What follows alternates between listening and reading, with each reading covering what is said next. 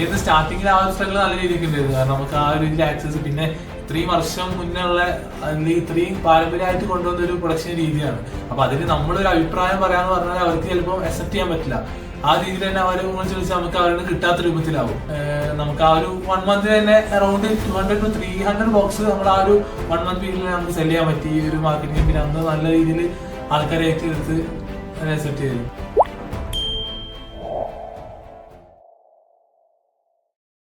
Okay okay. എന്നിട്ട് അപ്പം 100 pieces ആണ് നിങ്ങൾ സെല് ചെയ്യാൻ ഉദ്ദേശിച്ചത്? ഷാബാസ് ഇതിന് പറഞ്ഞു 100 ബോക്സ് ആണ് ഫസ്റ്റ് നമ്മൾ റെഡി ആക്കി വെച്ചിട്ടുള്ളത്. ഓൾറെഡി നിപ്പ കാരണം ലേറ്റ് ആക്കി എടുക്കുകയാണ്. അപ്പൊ എങ്ങനെയെങ്കിലും നമുക്ക് കുറച്ചെങ്കിലും ഒന്ന് സെയിൽ ചെയ്ത് അടുത്ത സ്റ്റോക്ക് എടുക്കാനുള്ള ഫണ്ടാവണം. അതായത് അൾട്ടിമേറ്റ് ചെയ്യുന്നത് അതാണ്. നേരത്തെ പറഞ്ഞ പോലെ ടാർഗറ്റ് പറഞ്ഞാല് ഇനീഷ്യൽ ഫണ്ട് എത്രയും നിങ്ങൾ ഇട്ടത്? നമ്മള് എല്ലാവരും 15,000 ഈച്ച് ആയിട്ട് നിർത്തിയിരുന്നത്. 15,000 ഈച്ച്. 15,000 ഈച്ച്. അപ്പൊ ഏകദേശം 60,000. ഇത് മാർക്കറ്റിംഗിലേക്ക് മീൻസ് കൊളാബറേഷൻ ഒക്കെ അടുക്കുള്ളത്, സ്റ്റോക്കും എല്ലാ കാര്യങ്ങളും. അപ്പൊ മൊത്തം റോളിംഗ് ആയിരുന്നു. ഒരു സമയം പെൻഡിങ് ഉണ്ടാവില്ല. ആ ഒരു ടൈം പീരീഡ് അടുത്ത് ക്ലോസ് ചെയ്യും, സെല് ചെയ്ത് അടുത്ത് വരും. ആ ഒരു രീതിയിലാണ് അന്ന് ചെയ്തിട്ടുണ്ടായിരുന്നത്. പക്ഷെ അതിനൊക്കെയായിട്ടാണ് നിപ്പന്റെ പ്രശ്നം വന്നിട്ടുണ്ടായിരുന്നത്. നിപ്പ മൊത്തത്തിൽ ക്ലോസ് ചെയ്തു. അപ്പൊ നമ്മുടെ ടാർഗറ്റ് മൊത്തം മാറി. നേരത്തെ പറഞ്ഞ പോലെ ഇത്ര ബോക്സ് വിൽക്കാനുള്ളത് മാറിയിട്ട് എങ്ങനെങ്കിലും ഫണ്ട് റീക്യാപ്പ് ചെയ്യണമെന്നുള്ളതായി. അങ്ങനെ ടാർഗറ്റ് ഫുള്ള് പോയിട്ടില്ല. കാരണം എക്സ്പയറിന്റെ വിഷയമുണ്ട്. നമ്മള് അന്ന് 40 ദിവസമാണ് എക്സ്പയറി കൊടുത്തിരുന്നത്. ഏകദേശം 15-16 ദിവസം നമുക്ക് നിപ്പ കാരണം പോയിട്ടുണ്ടായിരുന്നു. നമ്മളെ കുറച്ച് ഡിലേ കാരണം പോയി. ഞാനൊന്ന് ചോദിക്കട്ടെ, ഈ ഹലുവിന്റെ എക്സ്പയറി എത്ര വരുന്നത്? കാരണം നമ്മള് ഹലുവ പർച്ചേസ് ചെയ്യാൻ പോയി കഴിഞ്ഞാൽ ബ്രാൻഡഡ് ആയിട്ടുള്ള ഒരു ഹലുവ ഉണ്ടാവില്ലല്ലോ. അധിക ഷോപ്പിലും ജസ്റ്റ് ഒരു ബ്ലോക്ക് ആയിട്ട് വെച്ചിട്ട് അതിന്ന് മുറിച്ച് തരത്തല്ലേ. അപ്പൊ എത്രയാണ് അതിന്റെ എക്സ്പയറി ഉണ്ടാവുക നമുക്ക് മനസ്സിലാവില്ലല്ലോ. പൊതുവെ ഹലുവിന്റെ എക്സ്പയറി എത്ര ആയിട്ട്? ഹലുവ ഇപ്പൊ നമ്മൾ ചെയ്യുന്ന 24 വെറൈറ്റീസ് പലതിനും പല എക്സ്പയറി ഡേറ്റ് ആയിരുന്നത്. പക്ഷെ നമ്മൾ ഈ അസോർട്ടഡ് ബോക്സിന് 40 ഡേയ്സ് ഷെൽഫ് ലൈഫ് കൊടുക്കുന്നുണ്ട്.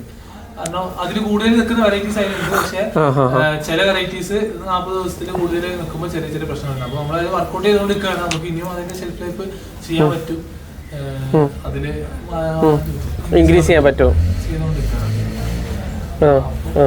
അങ്ങനെ ഒരു ടാർഗറ്റ് പറഞ്ഞാല് 100 ബോക്സ് ഉണ്ട്. എന്നിട്ട് അതിന് ശേഷം അതിന് നമ്മള് ഫസ്റ്റ് സെയിലിൽ തന്നെ നമുക്ക് ആ ഒരു ബാച്ചിന് നമ്മള് 25-30 കഴിഞ്ഞ് നമ്മൾ ആ ഒരു 60 ബോക്സ് എന്നുള്ള ആ ഒരു ടാർഗറ്റ് അച്ചീവ് ചെയ്ത് നമുക്കൊരു 40 ബോക്സിന്റെ ലോസ് വന്നു. 40 ബോക്സ് നമ്മള് ഡംപ് ചെയ്യേണ്ടി വന്ന് ഫസ്റ്റ് ബാച്ചില്. പക്ഷെ നമുക്ക് ഈ ഫണ്ട് ഉള്ളതുകൊണ്ട് തന്നെ നമ്മൾ അതിന് അടുത്ത സ്റ്റോക്ക് ഇറക്കി. കാരണം നമുക്ക് ഓർഡേഴ്സ് ഉണ്ടായിരുന്നു. പക്ഷെ നമുക്ക് ഡേറ്റ് കാരണം ബാക്കിയുള്ള 40 ബോക്സ് കൊടുക്കാൻ പറ്റില്ല. അതായത് ഔട്ട് ഓഫ് ഡേറ്റ് ആയി, എക്സ്പയർ ആയി പോയി. അപ്പൊ നമ്മള് കസ്റ്റമേഴ്സിന്റെ ഇപ്പോൾ 40 ഡേയ്സ് ആണെങ്കിൽ അറ്റ്ലീസ്റ്റ് ഒരു 10 ഡേയ്സ് കഴിഞ്ഞ പ്രൊഡക്റ്റ് ആണെങ്കിൽ 30 ഡേയ്സ് കസ്റ്റമറിൽ ഉണ്ടാവുമല്ലോ. 1 മന്തിന്റെ ഉള്ളിലൊക്കെ എന്തായാലും കഴിയുമല്ലോ അല്ലേ? നമുക്ക് ഒരു 20 ഡേയ്സ് വരെ നമുക്ക് അതിന് ശേഷം പിന്നെ കസ്റ്റമേഴ്സ് അത് ഓക്കെ അല്ല, നമുക്ക് ഫ്രഷ് സ്റ്റോക്ക് വേണം, ഇവിടെ കൊണ്ടുപോകാനാണ്, അതിനാണെന്നൊക്കെ പറഞ്ഞ് അവർക്ക് അത് ഓക്കെ അല്ലായിരുന്നു. 20 ദിവസത്തിന് മുകളിലുള്ള ഡേറ്റ് എന്ന് പറഞ്ഞാൽ കസ്റ്റമേഴ്സിന് ഹാപ്പി അല്ല സത്യം പറഞ്ഞാല് കൊടുക്കുമ്പോ. അപ്പൊ നമുക്ക് അത് പിന്നെ നമ്മള് അപ്പൊ മാക്സിമം ഒരു 60 ഡേയ്സ് ആക്കി കഴിഞ്ഞാൽ നിങ്ങൾക്ക് കാര്യമുള്ളൂ ഒരു പ്രൊഡക്റ്റ് അല്ലേ? ഇ കൊമേഴ്സ് ചെയ്യുമ്പോൾ നമുക്ക് ഇപ്പൊ നമുക്ക് ഓർഡേഴ്സ് കൂടുതലുള്ളതുകൊണ്ട് നമുക്ക് ആ ഒരു പ്രശ്നമില്ല. അന്നത്തെ കേസിൽ നമുക്ക് ഓർഡർ ക്വാണ്ടിറ്റി കുറവാണ്. നമ്മളെ സ്റ്റോക്ക് നമുക്ക് ഒരു 1 ടൈം കൊണ്ടത്തെ സ്റ്റോക്ക് സ്റ്റാർട്ടിംഗ് പീരീഡ് ആണല്ലോ. അപ്പം അത് തീർക്കാനുള്ളതാണ്. ആ സമയത്ത് നമുക്ക് എക്സ്പയർ ആയ ഒരു വിഷയമായിരുന്നു. അപ്പൊ അന്ന് അങ്ങനെ ഒരു ഇത് വന്നു, ബാലൻസ് വന്നു. പക്ഷെ നമുക്ക് ഉള്ള ഫണ്ട് നമ്മൾ പിന്നെയും സ്റ്റോക്ക് ഇറക്കി. നമുക്ക് ആ ഒരു 1 month തന്നെ അറൌണ്ട് 200 to 300 ബോക്സ് നമ്മൾ ആ ഒരു 1 month പീരീഡിൽ നമുക്ക് സെല് ചെയ്യാൻ പറ്റി. ഒരു മാർക്കറ്റിംഗ് പിന്നെ അന്ന് നല്ല രീതിയിൽ ആൾക്കാരെ ഏറ്റെടുത്ത് സെക്കൻഡ് ബാച്ചിലേക്ക് നമ്മൾ ആ ഒരു 1 month തന്നെ ചെയ്തിട്ടുണ്ടായിരുന്നു. സെക്കൻഡ് ബാച്ചില് അല്ല, ടോട്ടൽ ആ ഒരു 1 month ഫസ്റ്റ് ബാച്ച് അടക്കം ടോട്ടൽ 1 month നമ്മൾ അറൌണ്ട് ഒരു 300 ബോക്സ് നമുക്ക് സെല് ചെയ്യാൻ പറ്റും. ശല്യം. പക്ഷേ ഈ നിങ്ങളിപ്പോൾ പറഞ്ഞില്ല ഒരു 24 ടൈപ്പ് ഹലുവ ഒരു മാനുഫാക്ചറിംഗ് യൂണിറ്റ് ഉണ്ടാക്കൂലല്ലോ. ഓരോരോ മാനുഫാക്ചറിംഗ് യൂണിറ്റ് നോക്കുകയാണെങ്കിൽ അറ്റ്ലീസ്റ്റ് ഒരു 4-5 ഫ്ലേവേഴ്സ് മാക്സിമം അവർ ഉണ്ടാക്കുള്ളൂ. അപ്പോൾ ഈ 24 വെറൈറ്റീസ് നിങ്ങൾക്ക് എങ്ങനെ കിട്ടി? സ്റ്റാർട്ട് ചെയ്ത സമയത്ത് നമ്മൾ ഏകദേശം അറൌണ്ട് 3 to 4 വെൻഡേഴ്സിന്റെ അടുത്താണ് കളക്ട് ചെയ്തിട്ടുണ്ടായിരുന്നത്. പ്രൊഡക്ഷൻ ടീമിന്റെ അടുത്താണ് ചെയ്തിട്ടുണ്ടായിരുന്നത്. ആ സമയത്ത് നേരത്തെ പറഞ്ഞ പോലെ ചില അപ്പൊ അതിന്റെ ക്വാളിറ്റി കാര്യങ്ങളൊക്കെ ഞങ്ങൾക്ക് ചെക്ക് ചെയ്യേണ്ട ആവശ്യമില്ല. കാരണം നമ്മളെ നാട്ടിൽ മാനുഫാക്ചറിങ് യൂണിറ്റ് പറഞ്ഞാൽ അത്രക്കും പ്രോപ്പർ ആയിട്ടുള്ള ഹൈജീനിലും പിന്നെ അതിന്റെ ഒരു പക്ക ഫ്ലേവേഴ്സും കാരണം ഇപ്പോൾ കീപ്പ് ചെയ്യാൻ പറ്റിക്കൊള്ളുന്നില്ലല്ലോ. അത് നിങ്ങൾ എങ്ങനെ ടാക്കിൾ ചെയ്ത്? സ്റ്റാർട്ടിങ്ങിൽ നമുക്ക് ഹൽവ കിട്ടുന്നുള്ളതായിരുന്നു പ്രധാനം. കാരണം നമുക്ക് ഹൽവന്റെ വേറെ ബാക്ക്ഗ്രൗണ്ട് ഒന്നും അറിയില്ല, പ്രൊഡക്ഷനിൽ ഹൽവ എടുക്കാന്നുള്ളതായിരുന്നു. പിന്നെ നമുക്ക് ഡേയ്സ് കഴിയുമ്പോൾ നമുക്ക് അതിന്റെ ഓരോരോ കാര്യങ്ങൾ മനസ്സിലാവാൻ തുടങ്ങി, പ്രോബ്ലംസ് മനസ്സിലാവാൻ തുടങ്ങി. അതായത് എങ്ങനെയാണ് അതിന്റെ ഹൈജീൻ, നമുക്ക് ഉള്ളിലേക്ക് നമ്മൾ കയറി ചെല്ലുവാണല്ലോ കൂടുതൽ അറിയാം. അതായത് ഹൽവന്റെ ഓരോ കേസ്, അതിന്റെ ഇൻഗ്രീഡിയൻസ്, അതിന്റെ മാനുഫാക്ചറിങ്ങിന്റെ ഓരോ മെത്തേഡുകൾ, ഇതൊക്കെ നമ്മള് പിന്നെ ആണ് പഠിച്ചത്. തശ്രീഫും ഞാനാണ് ഓവറോൾ പ്രൊഡക്ഷൻ ഏരിയയിൽ ഉണ്ടാവുക. അപ്പൊ നമ്മള് ഓരോ ദിവസം കഴിഞ്ഞാൽ നമുക്ക് അതിനെ കുറിച്ചുള്ള ഐഡിയാസ് ഇത് ഇങ്ങനെ മാറ്റണം. അങ്ങനെ അൾട്ടിമേറ്റ്ലി ഇന്നിപ്പോ നമ്മള് 24 ഫ്ലവേഴ്സും നമ്മുടെ റെസിപ്പിയിൽ തന്നെ നമ്മുടെ പ്രൊഡക്ഷനിലാണ് ചെയ്യുന്നത്. അതായത് നമ്മളിപ്പോ കാലിനെ നമുക്കൊരു പ്രൊഡക്ഷൻ യൂണിറ്റിൽ ഒരു മാനുഫാക്ചറായിട്ട് അസോസിയേറ്റ് ചെയ്ത് അവരുടെ പാർട്ണർ മാനുഫാക്ചറിംഗ് കറന്റ് ചെയ്തുകൊണ്ടിരിക്കുന്നത്. സ്റ്റാർട്ടിങ്ങില് നമുക്ക് അങ്ങോട്ട് ഒരു ആക്സസ് കിട്ടിയില്ലായിരുന്നു, കാരണം അവര് നമ്മളെ അംഗീകരിച്ചിട്ടില്ല. അതായത് അവര് തരുന്നത് നമ്മൾ എടുക്കണം എന്നുള്ള രീതിയിലായിരുന്നു. അതുകൊണ്ട് തന്നെ സ്റ്റാർട്ടിങ്ങിൽ കുറച്ച് ഇഷ്യൂസ് ഒക്കെ നമ്മൾ ഫേസ് ചെയ്തിട്ടുണ്ട്. ഇപ്പൊ അതൊക്കെ സോൾവ് ചെയ്തുകൊണ്ടിരിക്കുകയാണ്. യങ്സ്റ്റേഴ്സ് ആകുമ്പോ അവരത്ര കെയർ ചെയ്യൂലല്ലോ അല്ലെ. പിന്നെ അവർക്ക് ഓൾറെഡി വലിയ വലിയ ബാർസ് ആയിട്ട് സപ്ലൈ ഓൾറെഡി നടക്കുന്നുണ്ട്. അപ്പൊ അതിന്റെ ഇടയിൽ നമ്മൾ ആ ചെറിയ ക്വാണ്ടിറ്റി അവർക്കൊന്നും അല്ല. ബേക്കറിയിലേക്ക് ഓൾറെഡി ബേക്കറിയിലേക്ക് ഒരിക്കൽ ബൾക്കായിട്ട് പോകുമ്പോൾ നിങ്ങൾ ചെറിയ ഓർഡേഴ്സ് അവർക്ക് അത്ര ഫീസിബിൾ ആയിട്ട് തോന്നിയിട്ടുണ്ടാവില്ല. ഈ ഒരു അഡ്വാൻസ് രീതിയിൽ പറയുന്നത് അവർക്ക് അത്ര കൺവിൻസിങ് ആയിട്ടില്ല ആ ഒരു സമയത്ത്. അതെ, കാരണം അത്യാവശ്യം ഏജ്ഡ് ആയ ആൾക്കാരായിരിക്കും മെയിനായിട്ട് ഈ പ്രൊഡക്ഷൻ യൂണിറ്റിൽ ഉണ്ടാവുക. അപ്പോൾ അവർക്ക് പഴയ രീതിയിൽ തന്നെ പോയാൽ ബെറ്റർ എന്നുള്ള ഒരു മെന്റാലിറ്റി ആയിരിക്കും അല്ലേ?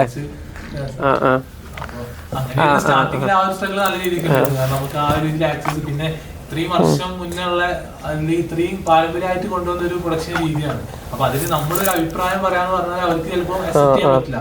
ആ രീതിയിൽ തന്നെ അവരെ ചോദിച്ചാൽ നമുക്ക് അവരുടെ കിട്ടാത്തൊരു. അതെ, എനിക്ക് 30-40 വർഷമായിട്ട് എക്സ്പീരിയൻസ് ഉണ്ട് ഇതിനകത്തെന്ന് പറയും. നമ്മള് ശരിക്കും പറഞ്ഞാല് ഏറ്റവും കൂടുതൽ ബുദ്ധിമുട്ടുണ്ടായെന്ന് പറഞ്ഞാല് ഹൽവന്റെ കേസിൽ ആ മാനുഫാക്ചറിങ് ഏരിയ തന്നെയാണ്. കാരണം അവിടുന്ന് ഉണ്ടാക്കി നമുക്ക് വേണ്ട പോലെ കിട്ടാന്നുള്ളത് നമുക്ക് കുറെ ടൈമിന് ശേഷമാണ് റെഡി ആയി കിട്ടിയത്. അതുവരെ നമ്മൾ ആ സ്ട്രഗ്ലിംഗ് തന്നെയായിരുന്നു. കാരണം അവരുടെ പിടിച്ചു നിന്ന് അവരോട് ആ രീതിയിൽ സംസാരിച്ച് അത് കിട്ടി കറക്റ്റ് ആക്കി ചെയ്ത് അതിന്റെ ടൈമിൽ നമുക്ക് ഇനിയിപ്പോ ഓർഡേഴ്സ് എടുക്കുമ്പോൾ തന്നെ നമുക്ക് ചെറിയൊരു ടെൻഷനാണ്. കാരണം ഇവരുടെ നിന്ന് കിട്ടുമോ, ചില സമയത്ത് സ്വഭാവം മാറി കിട്ടാതെ സിറ്റുവേഷൻ ഒക്കെ ഉണ്ടാവും.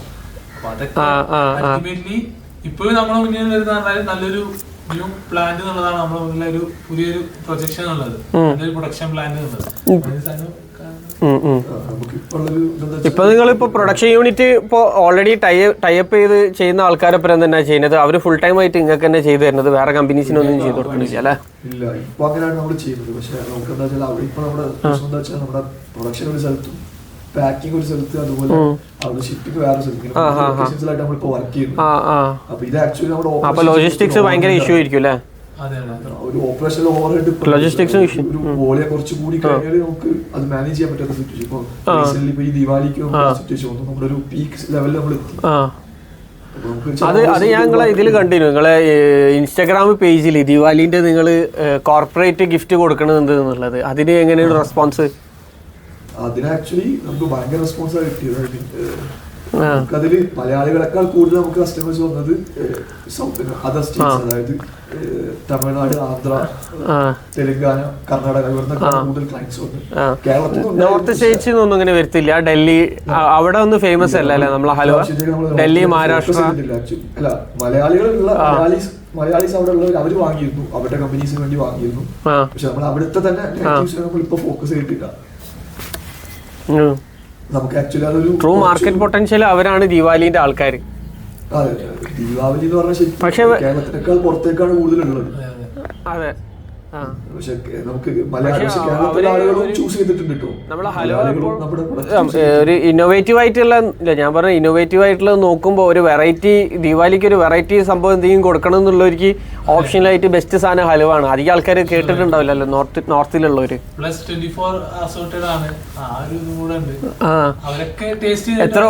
എത്ര ഓർഡർ തന്നു ദിവാലിന്റെ ഒരു ടൈം ഗ്യാപ്പിൽ? എത്ര ബോക്സ് പോയി?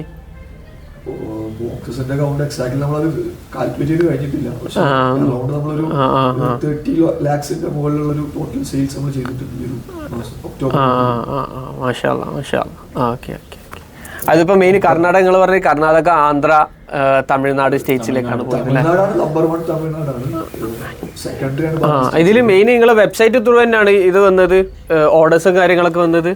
വെബ്സൈറ്റ് ത്രൂ സെപ്പറേറ്റ് ആണ്. വെബ്സൈറ്റ് അല്ലെങ്കിൽ ഇ കോമേഴ്സ് പ്ലാറ്റ്ഫോമിൽ നിങ്ങൾ ലിസ്റ്റ് ചെയ്തിട്ടുണ്ടോ? ഇല്ല, എല്ലാ വെബ്സൈറ്റ് ത്രൂ ആണ് ചെയ്യുന്നത്. ഞാനിപ്പോ പറഞ്ഞ ടോട്ടൽ വെബ്സൈറ്റ് ത്രൂ ഇൻക്ലൂഡിംഗ് ഈ കോർപ്പറേറ്റോടെ അടക്കാണ്. Okay okay. ഇ കോമേഴ്സിൽ ഇപ്പം ഇ കോമേഴ്സിൽ നിങ്ങൾ എങ്ങനെയാണ് SEO ചെയ്തിട്ടാണോ അല്ലെങ്കിൽ പെയ്ഡ് മാർക്കറ്റിംഗ് ആണോ ചെയ്യുന്നത്? എങ്ങനെയാണ് ചെയ്യുന്നത് ഓർഡേഴ്സിന് വേണ്ടിയിട്ട്? SEO കുറച്ച് ടൈം എടുക്കും. നമ്മൾ ഗ്രാജുവലി മെല്ലെ മെല്ലെ ചെയ്തുകൊണ്ടിരിക്കും. അതെ. ഇപ്പൊ ലോഞ്ച് ചെയ്തിട്ട് എത്രയായി വെബ്സൈറ്റ്? പെർഫോമൻസ് മാർക്കറ്റിംഗ് തന്നെ ചെയ്യുന്നത്. എക്സാക്ട്ലി 1 year ആയി. ഇൻ ബിറ്റ്വീൻ നമ്മൾ വെബ്സൈറ്റ് ആദ്യം നമുക്ക് 24 ഫ്ലേവേഴ്സിന്റെ ബോക്സ് മാത്രം ഉണ്ടായിരുന്നു. അപ്പോൾ നമ്മൾ അതിനു വേണ്ടി ഒരു വെബ്സൈറ്റ് ആയിരുന്നു. അതിനുശേഷം നമ്മൾ 12 ഫ്ലേവേഴ്സ് അതുപോലെ സിംഗിൾ ഫ്ലേവേഴ്സ് ഒക്കെ ലോഞ്ച് ചെയ്തു. നമ്മുടെ വെബ്സൈറ്റ് ഒന്ന് ചേഞ്ച് ചെയ്തു. ടോട്ടൽ എന്തായാലും സ്റ്റാർട്ട് ചെയ്ത വെബ്സൈറ്റ് നമുക്ക് ഉണ്ട്. 1 year ആയിട്ട് വെബ്സൈറ്റ് ഉണ്ട്. കോർപ്പറേറ്റ് ഓർഡേഴ്സ് ഒക്കെ നിങ്ങൾ എങ്ങനെയാണ് ഇതാക്കുന്നത്, ഫുൾഫിൽ ചെയ്യുന്നത്? കോൾ ആൻഡ് വാട്സാപ്പിലാണ് അവരായിട്ട് ഡീൽ ചെയ്യുന്നത്. അത് വെബ്സൈറ്റ് ത്രൂ അല്ല. അവര് അല്ല, നിങ്ങൾ എങ്ങനെയാണ് അപ്രോച്ച് ചെയ്യുന്നത്? എങ്ങനെയാണ് അറിയുന്നത്? നിങ്ങളെ കമ്പനി ഫുൾവെനെ കുറിച്ചിട്ട് എങ്ങനെയാണ് അറിയുന്നത്? നിങ്ങൾ മാർക്കറ്റിംഗ് ചെയ്യുന്നതിന് ഏതെങ്കിലും ഒന്ന് ഓക്കെ ആയിട്ടുണ്ടാവല്ലോ, അത് ത്രൂ ആയിരിക്കല്ലോ നിങ്ങൾക്ക് ഓർഡേഴ്സ് വരുന്നത്. അതെങ്ങനെയാണ്? നമ്മൾ അതിനുവേണ്ടി സ്പെസിഫിക് ആയിട്ട് കുറച്ച് കണ്ടന്റ്സ് ക്രിയേറ്റ് ചെയ്തിരുന്നു, ഗിഫ്റ്റിംഗിന്റെ കാര്യങ്ങളൊക്കെ. അത് കണ്ടിട്ടാണ് കോണ്ടന്റ് ക്രിയേറ്റേഴ്സിനായിട്ട് കൊളാബറേഷൻ. കേരളത്തിൽ നമുക്ക് കുറച്ച് ക്ലൈൻസ്, അതായത് നമ്മുടെ ഒരു പ്രൊഡക്റ്റ് യൂസ് ചെയ്തു, കാറ്റഗറി ബേസ് ഒരു കമ്പനി നമ്മുടെ പ്രൊഡക്റ്റ് ചൂസ് ചെയ്തു, അവരുടെ കണക്ഷൻ കുറച്ച് പേരോട് നമ്മുടെ അതിനെ സജസ്റ്റ് ചെയ്ത് കൊടുത്തു, ഇങ്ങനൊരു ഓപ്ഷൻ ഉണ്ട്. അപ്പൊ അങ്ങനെ നമുക്ക് വന്നിട്ടുണ്ട്. നമ്മുടെ എക്സിസ്റ്റിംഗ് ക്ലയൻസ് തന്നെ റെക്കമെൻഡ് ചെയ്തിട്ട് അങ്ങനെ നമുക്ക് കുറച്ച് ക്ലയൻസ് വന്നിട്ടുണ്ട്. ഇപ്പം ഫുൾവെയിൽ എത്ര സ്റ്റാഫ് ഉണ്ട് കറന്റ്ലി? നമ്മുടെ ഫുൾവെന്റ് അണ്ടറിൽ വരുന്ന ടോട്ടല് 12 ആളുകളായിരുന്നു ഉണ്ടായിരുന്നത്. പക്ഷെ ദീപാവലിയുടെ സമയത്ത് നമ്മളിപ്പോ പ്രൊഡക്ഷൻ സെന്ററിലേക്ക് നമ്മൾ കുറച്ച് സ്റ്റാഫിനെ കൂടി കൂട്ടിയിട്ടുണ്ട്. ഓൾമോസ്റ്റ് ഒരു 30 മെമ്പേഴ്സിന്റെ അടുത്ത് ടോട്ടലുണ്ട്. സീസണിലായ സമയത്ത് കൂട്ടിയതാണ്. നമ്മുടെ ടീമിലായിട്ടുള്ള ടോട്ടൽ 12 മെമ്പേഴ്സ് ആണ്. 12 മെമ്പേഴ്സ് ഉള്ളത്. ഓക്കെ. 12 മെമ്പേഴ്സ് നിങ്ങളുടെ ഫ്രണ്ട്സ് തന്നെയാണോ അധികം ആൾക്കാരും? ഫ്രണ്ട്സ് ഉണ്ട്. നമ്മുടെ ഒരാളിന്റെ സിസ്റ്റർ ഉണ്ട്. അതുപോലെ പിന്നെ എന്റെ കൂടെ കുസാറ്റിൽ പഠിച്ച ഒരാളുണ്ട്. എന്താണ് ഇനി നെക്സ്റ്റ് പ്ലാൻ ഫുൾവെന്റെ നമുക്ക് ഗ്രോ ചെയ്യാനുള്ള? പറഞ്ഞ പോലെ നമ്മുടെ ഒരു പ്രൊഡക്ഷൻ കപ്പാസിറ്റി ഇപ്പോൾ കുറച്ച് പീക്കിലേക്ക് നമുക്ക് അതിന്റെ റിക്വയർമെന്റ്സ് കുറച്ച് അധികം ഉണ്ട്. പക്ഷെ അത് മീറ്റ് ചെയ്യാനുള്ള കപ്പാസിറ്റി നമ്മുടെ കയ്യിൽ നിന്ന് പോയിട്ടുണ്ട്. അപ്പോൾ അതൊന്ന് സെറ്റ് ചെയ്യാൻ വേണ്ടി നമുക്ക് ഒരു പ്ലാൻ എത്രയും പെട്ടെന്ന് സെറ്റ് ചെയ്യണം. കാരണം ഇതിന് നമുക്കൊരു ട്രസ്റ്റഡ് ആയിട്ട് ഒരാളെ ചെയ്യാനൊരു പ്രൈവറ്റ് ലെവലിംഗ് സൊല്യൂഷൻസ് ആയിട്ടുള്ള ഒരു കമ്പനീസ് അങ്ങനത്തെ ഒന്നും ഇപ്പോൾ കറന്റ് അവൈലബിൾ അല്ല. എസ്പെഷ്യലി ഇല്ല നമ്മുടെ നാട്ടിൽ ഹൽവയിൽ അവൈലബിൾ അല്ല. അപ്പോൾ അതുകൊണ്ടൊക്കെ നമുക്ക് ഓൺ പ്ലാൻ എത്രയും പെട്ടെന്ന് സെറ്റ് ചെയ്യണം. അതാണ് നമ്മുടെ ഇമീഡിയറ്റ് ആയിട്ട് ചെയ്യാനുള്ള ഒരു പ്ലാൻ. ലോങ് ടൈമിലേക്ക് പ്ലാൻ എന്താണ് ഞാൻ ചോദിച്ചത്? അതായത് ഹലുവ എന്ന് പറയുമ്പോൾ ഫുൾവ എവിടെ എത്തിക്കണോ? അതെ, ഹലുവ എന്നുള്ള ഒരു ഫുൾവ എന്നുള്ള ടേം ആക്കി മാറ്റണം. പ്ലസ് ഹലുവനെ ഒരു മിഠായിയാണ്, സ്വീറ്റ് ആണ്. അപ്പൊ ഇതിനെ ആളുകളെ ജനകീയമാക്കാനുള്ള ഒരു മൈൻഡാണ്. ചോക്ലേറ്റ് ഒരു കാഡ്ബറി എങ്ങനെയാണോ ആൾക്കാർ കാണുന്നത് അതുപോലെ ഹലുവ അതൊരു ട്രഡീഷണൽ ചോക്ലേറ്റ്. അതെ, അത് ഞാൻ മനസ്സിലാക്കിയാണ്. നമ്മള് റീജിയണൽ ആയിട്ടുള്ള സ്വീറ്റ്സും ബേക്കറീസും ഒന്നും ഇന്റർനാഷണൽ എത്തിയിട്ടില്ല കേരളത്തിൽ നിന്നാണെങ്കിൽ. മറിച്ചിട്ട് നോർത്ത് ഇന്ത്യയിലുള്ള ഇഷ്ടംപോലെ കമ്പനീസ് ഇപ്പോൾ ഒരു ഇന്റർനാഷണൽ ബ്രാൻഡായി കഴിഞ്ഞിരിക്കണ്. ഹൽദിറാം, പിന്നെ ബിക്കാനേർ വാല, അങ്ങനെ ഇഷ്ടം പോലെ കമ്പനീസ് ഉണ്ട്. അതൊക്കെ നോർത്ത് ഇന്ത്യൻ സ്നാക്സ് ഒരു ബ്രാൻഡഡ് ആക്കിയിട്ട് കൊണ്ടുവന്നതാണ്. അതേപോലെ നമ്മളെ കോഴിക്കോടിൽ നിന്നും അല്ലെങ്കിൽ കേരളത്തിൽ നിന്ന് ഇങ്ങനത്തെ ബ്രാൻഡ്സ് വളരെ വിരലിൽ ഒന്നാവുന്നത് വന്നിട്ടുള്ളൂ. അതേപോലെ ഷാർക്ക് ടാങ്കിൽ വന്നത് ഒന്നുണ്ട്, അത് കേരളത്തിൽ നിന്ന് ചിപ്സിൻ്റെതാണ് വന്നത്. അവരിപ്പോൾ നല്ല സെയിൽ ചെയ്യുന്നുണ്ട്. അപ്പോൾ അതേപോലെ ഒരു ബ്രാൻഡ് ആക്കിയിട്ട് കൊണ്ടുവരുന്നതാണ് നിങ്ങൾ ഉദ്ദേശിക്കുന്നത്? ഇപ്പൊ ഹലുവ കറന്റ്ലി ഒരു വെൽ നോൺ ബ്രാൻഡ്. നമ്മുടെ ഹലുവയിൽ മാത്രം ഫോക്കസ് ചെയ്യാൻ ഉദ്ദേശിക്കുന്നത്. ബാക്കി പ്രൊഡക്ട്സിൽ ഇമ്മീഡിയറ്റ്ലി ബാക്കി പ്രൊഡക്ട്സിലേക്ക് നമ്മൾ ഫോക്കസ് ചെയ്യുന്നില്ല. ഹലുവയിലും അതിന് ആളുകൾക്ക് ഒക്കേഷൻസിന് വേണ്ടി ഡിഫറെന്റ് ഒക്കേഷൻസിനായിട്ടുള്ള പ്രൊഡക്ട്സ് ഹലുവനെ മാക്സിമം എക്സ്പ്ലോർ ചെയ്യാൻ ഒരു എന്താ പറയാ ഫുൾ ഹലുവയിൽ ഫുൾ ഒരു മൊണോപ്പൊളി ആക്കാം. ഈവൻ കുട്ടികൾ ചോക്ലേറ്റ് യൂസ് ചെയ്യുന്ന പോലെ ഹലുവ ചൂസ് ചെയ്യണമെന്നാണ്. അതുപോലെ തന്നെ എല്ലാ ഒക്കേഷൻസിലും ഹലുവ ആയിരുന്നു. ചോക്ലേറ്റ് എങ്ങനെയാണ് വരുന്നത് അതുപോലെ ഒരു ഹലുവ മാറണം. ഇതിപ്പോ നിങ്ങൾ എക്സ്പോർട്ടിങ് ഓപ്പർച്യൂണിറ്റി എന്തെങ്കിലും നോക്കുന്നുണ്ടോ? നിങ്ങൾ പ്രൊഡക്റ്റ് ഓൾറെഡി മാനുഫാക്ചറിങ് സെറ്റ് ആയി കഴിഞ്ഞാൽ ഡിസ്ട്രിബ്യൂട്ടേഴ്സോ കാര്യങ്ങളൊക്കെ ഫുൾവെന്റെ? അതെ, തീർച്ചയായിട്ടും നമുക്ക് ആവശ്യമുണ്ട്. വൺസ് ഇതൊന്ന് പ്രൊഡക്ഷൻ കഴിഞ്ഞാൽ നമുക്ക് പിന്നെ ഈസിലി അത് ചെയ്യാൻ പറ്റും. എന്താന്ന് വെച്ചാൽ നമുക്ക് ഓൾറെഡി ഇവിടെ റിക്വയർമെന്റ്സ് ഉണ്ട്. ഇ കൊമേഴ്സ് നമ്മൾ ഓൾറെഡി ചെയ്യുന്നുണ്ട്. പ്ലസ് കുറച്ച് സൂണനെ നമ്മൾ ബാക്കി പ്ലാറ്റ്ഫോംസിലേക്കും ബാക്കി ഇ-കൊമേഴ്സ് പ്ലാറ്റ്ഫോംസിലേക്കും അതുപോലെ നോർമൽ ചെറിയ രീതിയിലുള്ള ഡിസ്ട്രിബ്യൂഷൻ സ്റ്റാർട്ട് ചെയ്യുന്നുണ്ട്. അപ്പൊ അതിന്റെ ഒരു സ്കെയിൽ കഴിഞ്ഞ് നമ്മുടെ ഓൺ പ്രൊഡക്ഷൻ സെന്റർ നമുക്ക് ഇനി എന്തായാലും വേണ്ടി വരും. അത് റെഡി ആയി കഴിഞ്ഞാൽ നമുക്ക് നെക്സ്റ്റ് സ്റ്റെപ്പ് എന്ന് പറയുന്നത് ആ ഒരു എക്സ്പാൻഷൻ ആണ്. എക്സ്പോർട്ട് ഇപ്പൊ കറന്റ് നമ്മൾ പുറത്തേക്ക് ഷിപ്പ് ചെയ്യുന്നുണ്ട്, ഡയറക്റ്റ് കസ്റ്റമേഴ്സ് ആയിട്ട് ഷിപ്പ് ചെയ്യുന്നുണ്ട്, ഇവിടുന്ന് കസ്റ്റമേഴ്സിന് അയച്ചു കൊടുക്കുന്നുണ്ട്. നമുക്ക് ഏറ്റവും കൂടുതൽ ഓർഡേഴ്സ് വരുന്നത് യു എ നിന്നാണ്. യു എയിലാണ് നമുക്ക് ഏറ്റവും കൂടുതൽ കസ്റ്റമേഴ്സ് വരുന്നത്. ഇവിടുന്ന് ഓർഡർ ചെയ്യുന്നത് യു എയിലേക്ക് നിങ്ങൾ ഇങ്ങനെ പ്രൊഡക്റ്റ് ഷിപ്പ് ചെയ്യുന്ന എങ്ങനെയാ, ഏത് ത്രൂ? നമുക്ക് കൊറിയർ പാർട്ണർ ഉണ്ട്. ഇപ്പം നമ്മൾ മെയിൻ ആയിട്ട് യൂസ് ചെയ്യുന്നത് ഇന്ത്യ പോസ്റ്റ് ആണ്. ഇന്ത്യ പോസ്റ്റിന്റെ ഇന്റർനാഷണൽ ഷിപ്മെന്റ്സ് വരുന്നുണ്ട്. ഇന്ത്യ പോസ്റ്റ് ഗവൺമെന്റിന്റെ അല്ലേ? ഗവൺമെന്റിന്റെ ആണ്. പക്ഷെ അതിന് അവർക്കൊരു സ്പെഷ്യൽ ഇന്റർനാഷണൽ പോസ്റ്റിന്റെ ഡിപ്പാർട്ട്മെന്റ് ഉണ്ട്. അതെങ്ങനെയാണെന്ന് വെച്ചാൽ വർക്ക് ചെയ്യുന്നത് എങ്ങനെയാണെന്ന് വെച്ചാൽ നമ്മളിപ്പോ ഇവിടുന്ന് ഇപ്പൊ യു എയിലേക്കാണ് ഷിപ്പ് ചെയ്യുന്നുണ്ടെങ്കിൽ ഡയറക്റ്റ് കൊച്ചിയിൽ നിന്ന് ഡയറക്റ്റ് പോവുക ചെയ്യുക, ഫ്ലൈറ്റിൽ പോവുക ചെയ്യുക. ആ ഫ്ലൈറ്റിൽ പോകുന്നത് കൊച്ചി കഴിഞ്ഞാൽ പിന്നെ കൊച്ചിന് ഫ്ലൈറ്റ് കഴിഞ്ഞ് കഴിഞ്ഞാൽ പിന്നെ അത് ഹാൻഡിൽ ചെയ്യുക യു എ പോസ്റ്റ് ആയിരിക്കും. യു എന്റെ ഒഫീഷ്യൽ പോസ്റ്റ് ആയിരിക്കും ഹാൻഡിൽ ചെയ്യുക.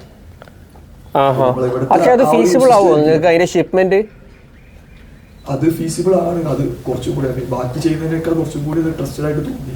കോസ്റ്റിന്റെ കേസിലായാലും എത്ര ചാർജ് ആണ് അവര് വരുന്നത്?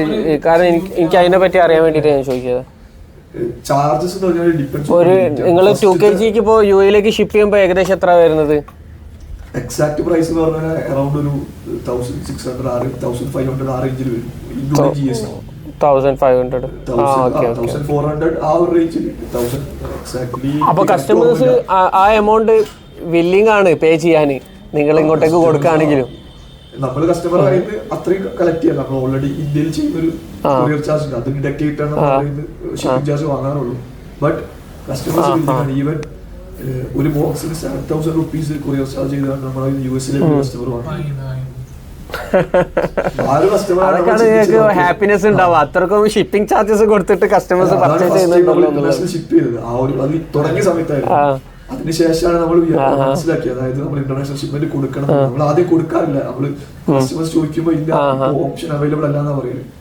പക്ഷെ കസ്റ്റമർ റിപ്പോർട്ട് പറഞ്ഞു നിങ്ങളൊന്ന് ചെക്ക് ചെയ്യോ, എന്തെങ്കിലും ഓപ്ഷൻ ഉണ്ടെങ്കിൽ അയച്ചു തരാൻ പറ്റുമോ, ഭയങ്കര ആവശ്യം അങ്ങനെ സംസാരിക്കും. അങ്ങനെ നോക്കിയപ്പോ നമ്മള് എൻക്വയറി ചെയ്താൽ നമ്മള് DTDC വരുന്നോട് അയച്ചത്, കൊറിയർ അയച്ചത്. അപ്പൊ ആ സമയത്ത് കോസ്റ്റ് അവർ പറഞ്ഞു കസ്റ്റമർ കുഴപ്പമില്ല, ഇന്ത്യ പോസ്റ്റ് ആണ് അപ്പൊ ഒന്നുകൂടി ബെറ്റർ. ഇന്ത്യ പോസ്റ്റ് കുറച്ചുകൂടി ഫീസിബിൾ ആണ്. എത്ര 2 days 3 days എത്ര ഡെലിവറി ടൈം വരുന്നത്? അല്ല അതൊരു 5 days 5 to 9 days അടുത്ത് എടുക്കും. പക്ഷെ 9 days അത് ഡോർ ഡെലിവറി ആണ്, അവിടെ പോയി കളക്ട് ചെയ്യുന്നത് ഡോർ ഡെലിവറി. സോ നമുക്ക് 40 days ഒരു കസ്റ്റമർക്ക് ഇവിടുന്ന് ഷിപ്പ് ചെയ്ത് കൊടുക്കുന്നത് ഓക്കെയാണ്. കാരണം മാക്സിമം 10 days നമ്മൾ ഡെലിവറിക്ക് എടുത്താലും ബാക്കി 30 days അവർക്ക് കിട്ടും, ഫ്രഷ് ആയിട്ട് തന്നെ പ്രൊഡക്റ്റ് അവർക്ക് കിട്ടും. അതിന് ഇഷ്യൂ വരുന്നില്ല. Okay okay okay.